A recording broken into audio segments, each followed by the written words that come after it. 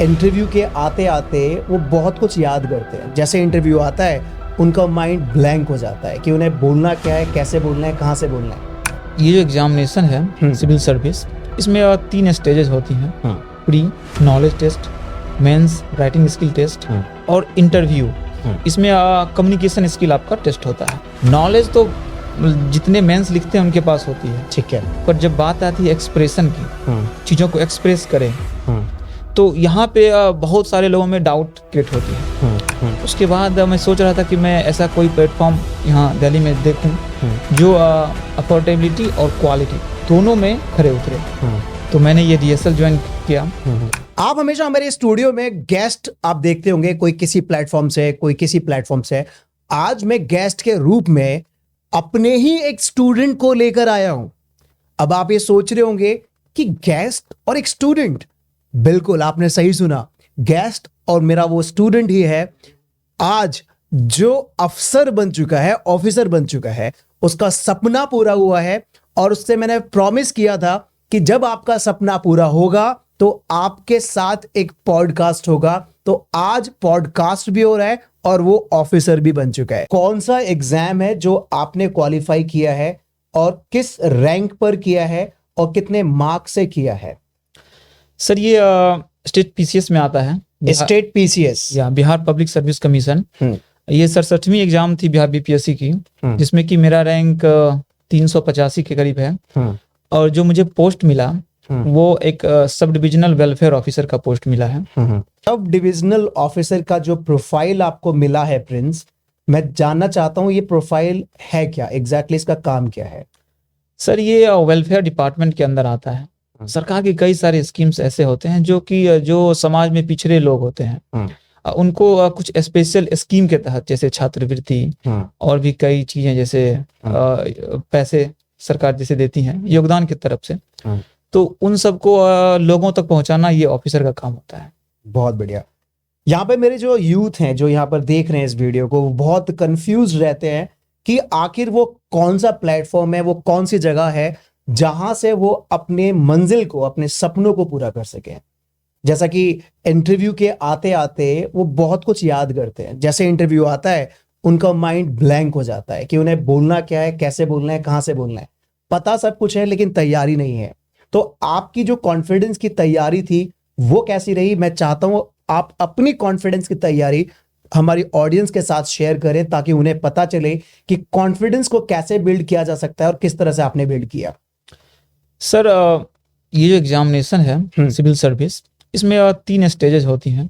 Pre knowledge test, mains writing skill test और interview.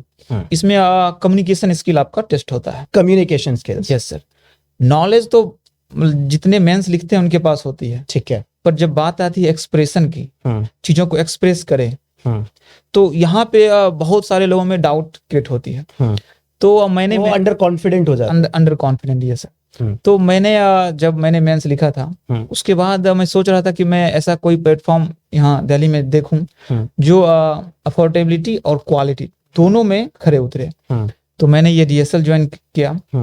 और यहाँ संदीप सर आपके थ्रू, और जो क्लासेस मैंने किया, जो पोडियम सेशंस होते थे, इंटरेक्शन सेशन जो होते थे, ये काफी कह सकते हैं कि जो पोटेंशियल क्रिएट मेरे अंदर जो एज ए कम्युनिकेटर मेरे अंदर किया, ताकि जो मैं वहां जब बोला इंटरव्यू के सामने तो मैं एकदम से ब्लैंक नहीं हुआ। मैंने चीजों को हैंडल करना सीखा।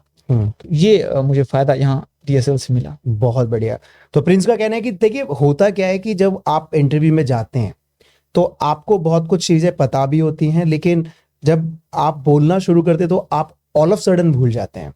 तो प्रिंस ने बताया कि संदीप सर की क्लासेस, मतलब यानी कि मैं खुद संदीप सर, तो जो कॉन्फिडेंस बिल्डिंग की क्लासेस जो मैं कंडक्ट करता हूँ वहां पर प्रिंस को बहुत फायदा मिला। प्रिंस, मैं जानना चाहता हूं कि जब आप तैयारी कर रहे थे, अपनी कॉन्फिडेंस बिल्डिंग को भी तैयारी कर रहे थे, तो वहां पर कोई ऐसा अंदर से डर था कि कुछ मतलब ऐसा हो जाए या ऐसा ना हो जाए?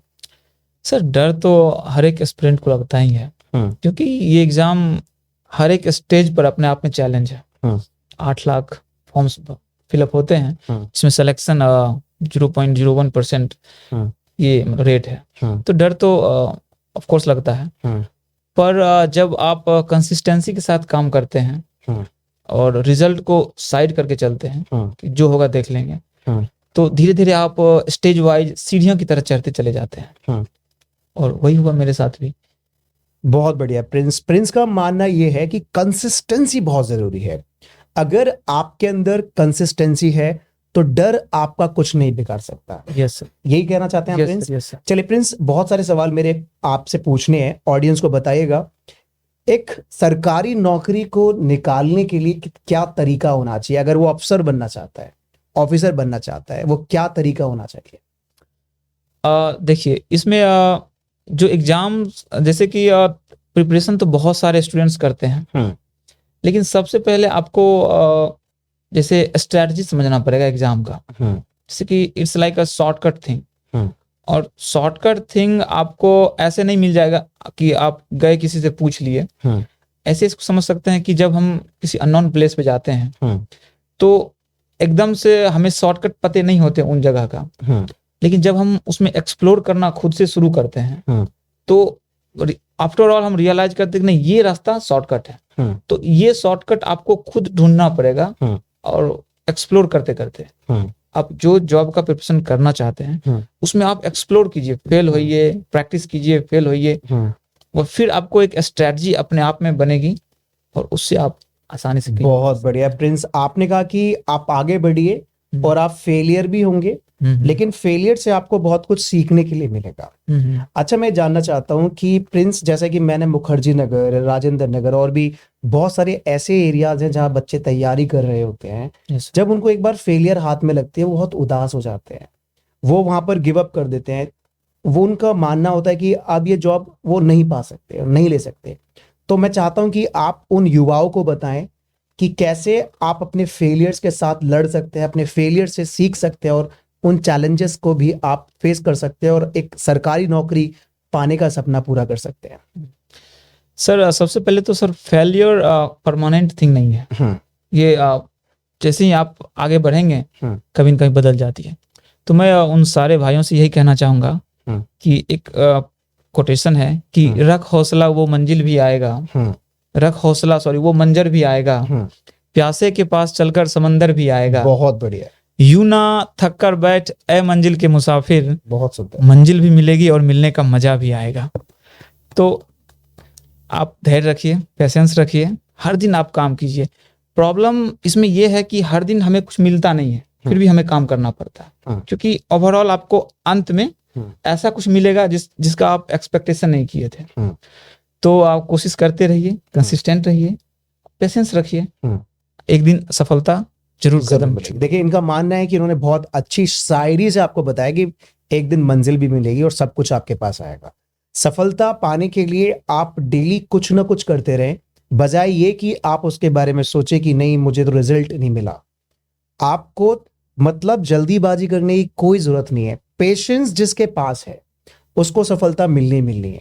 यहाँ पे प्रिंस, मैं पूछना चाहूंगा कि आपकी लाइफ में क्या आप शुरू से ही, बचपन से होशियार थे अपने सारी पढ़ाई को लेकर? ऐसा माना जाता है, कहा जाता है कि जो सरकारी नौकरी का एग्जाम निकाल सकता है वो बचपन से ही बहुत होशियार होता है। क्या ऐसा आपके साथ था? नहीं सर, ऐसा अगर हम स्टडी को लेकर देखें तो वैसा नहीं कि मैं टॉपर था स्कूल में, क्लास में, वैसा कुछ नहीं था।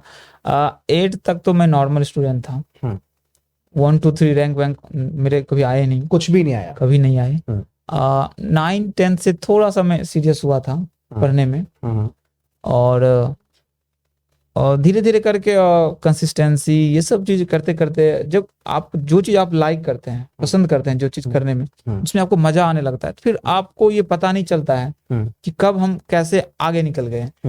तो कुछ ऐसा ही हुआ और धीरे धीरे करके मैं आगे बढ़ता गया इसमें और सिलेक्शन। बहुत बढ़िया। प्रिंस ने बताया कि देखिए, ये 9th 10th के बाद आकर इन्होंने डिसाइड किया कि एक कंसिस्टेंसी बनानी है। तो अगर आप 9th 10th 11th 12th में भी हैं और अब तक आपने कोई प्लान और स्ट्रैटेजी नहीं बनाई है, तो आप बना सकते हैं, सफलता जरूर मिलेगी। ऐसा प्रिंस का भी मानना है, ऐसा मेरा भी मानना है। प्रिंस बहुत सारे दावे भी कर रहे हैं कि हर व्यक्ति के अंदर कुछ ना कुछ पोटेंशियल होती है, टैलेंट होता है, स्किल्स होती है, बस देर इस बात की वो कब पहचानता है। तो आप सबको अपने अंदर की स्किल्स को पहचाननी है। हर युवा के अंदर कुछ ना कुछ स्किल्स होती है। प्रिंस, मेरा सवाल ये है, जिस दिन ये आपकी पहली सरकारी नौकरी है, यस सर, ये पहली नौकरी। जब आपको पता चला कि एग्जाम का रिजल्ट आ गया है, और जब आप एग्जाम का रिजल्ट आपने देखा और आपको जो स्कोर आपको पता चला, तो पहली जो न्यूज़ थी वो आपने किसको दी और क्या रिएक्शन रहा वहां पर? सर शाम का समय था। नो डाउट डर तो लगता ही है। हाँ। क्योंकि जब 2000 बच्चे उसमें इंटरव्यू अपीयर हुए और उसमें से 800 का सिलेक्शन लगभग हुआ, 1200 का सिलेक्शन तो नहीं होना था, वो फिक्स था।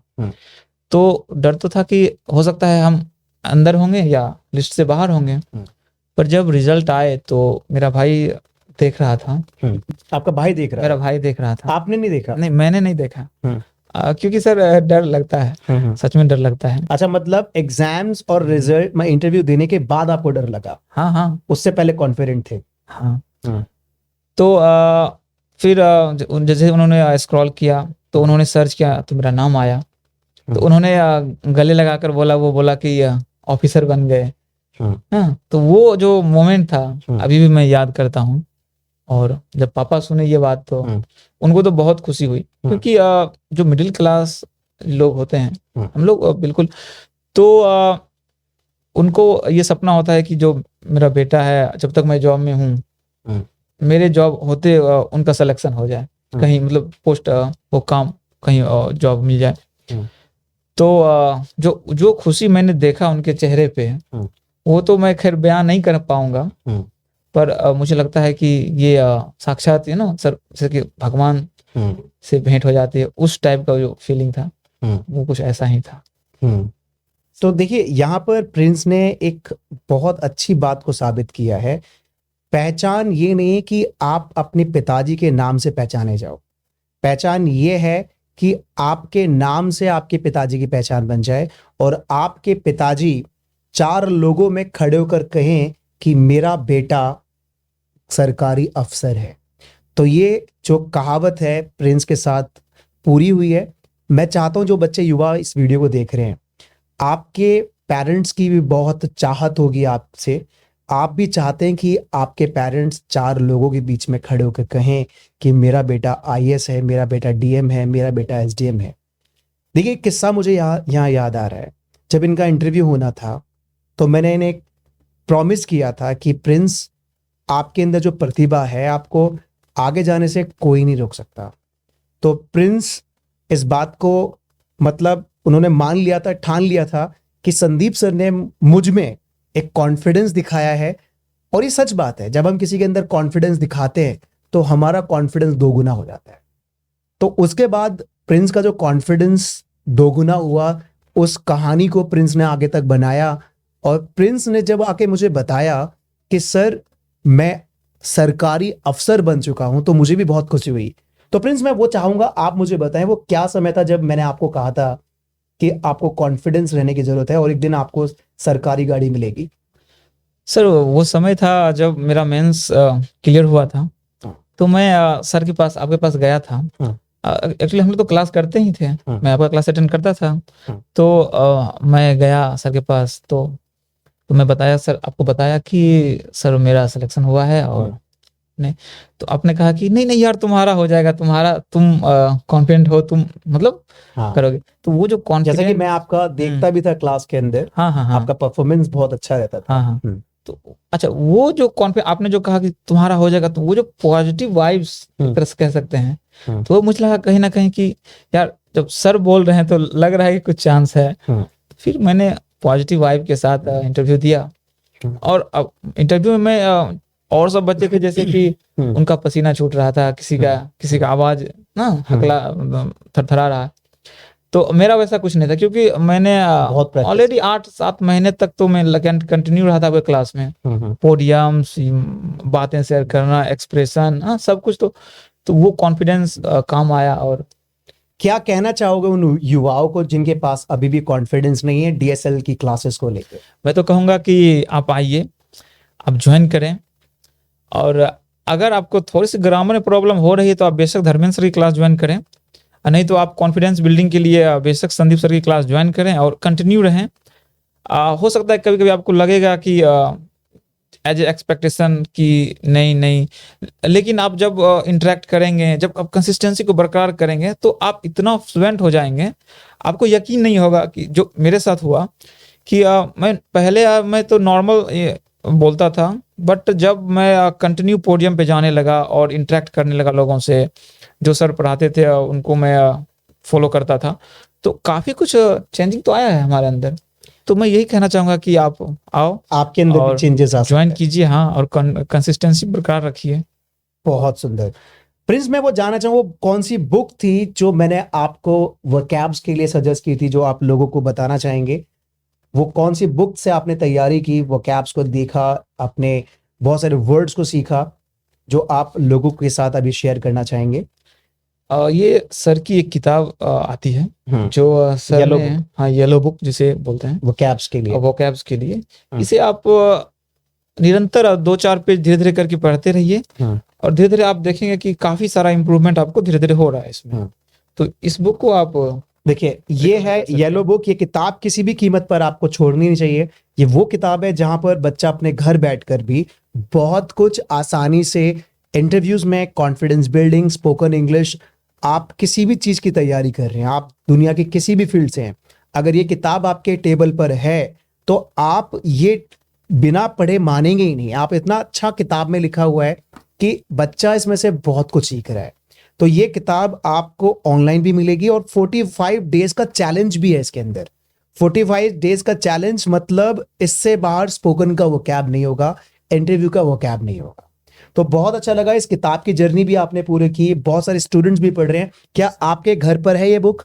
अगर नहीं है तो अभी अमेजोन पर जाकर इस बुक को ऑर्डर कर सकते हैं। चलिए, तो यहाँ पर मैं चाहूंगा कि लास्ट में एक एडवाइस दें प्रिंस हमारे दर्शकों को कि कैसे अपने आप को कॉन्फिडेंट और रखना है, किस तरह से तैयारी का मतलब टाइम टेबल बनाए। पढ़ाई के टाइम टेबल के साथ मैं चाहूंगा इस पॉडकास्ट को एंड करना, कि टाइम को कैसे मैनेज रखें पढ़ते समय और तैयारी करते समय। सबसे सर आजकल की दौर जो है वो उसमें फोकस मेंटेन करना बहुत जरूरी है, क्योंकि इतने सारे डिस्ट्रैक्शन हैं, फोन्स हैं, इंटरनेट और भी कई सारे डिस्ट्रैक्शन हैं। तो फोकस को मेंटेन कीजिए। पहले आप अपना क्यों ढूंढिए, क्यों बनना है। अगर वो क्लियर हो जा रहा है तो एक जेन्युइन टाइम टेबल बनाइए। ये नहीं कि 12 घंटे 14 घंटे बना लिए और उसको 2-3 दिन फॉलो किए और कुछ हो नहीं पाया। तो जेन्युइन टाइम 3-4-5 घंटे 6 घंटे की जिसको आप कंटिन्यू रख सकते हो लॉन्ग ड्यूरेशन के लिए, वो बनाएं और कंसिस्टेंसी बरकरार रखें। और जो भी आपका स्ट्रेटजी है, अपना स्ट्रेटजी आप खुद डेवलप करें। और यही इसके बाद so thank you so much Prince. और अपनी स्ट्रैटेजी बनाए, टाइम टेबल बनाए और उसको फॉलो करें लगातार। Prince, best of luck. और मैं फिर से आप ऑन कैमरा कह रहा हूं कि आप तैयारी आगे करते रहें। आप यूपीएससी AIR 1 तक भी पहुंचेंगे, उसको आप मत छोड़िए सर। ये मेरी ख्वाहिश भी है कि मैं यूपीएससी भी क्रैक करूं, और नो डाउट मैं लगा हूं इस पे। बहुत बढ़िया।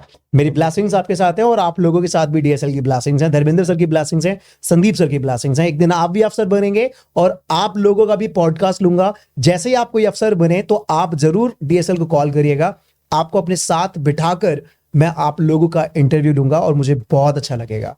Thank you so much everyone for watching this podcast. Thank you Sandeep sir and thank you DSL।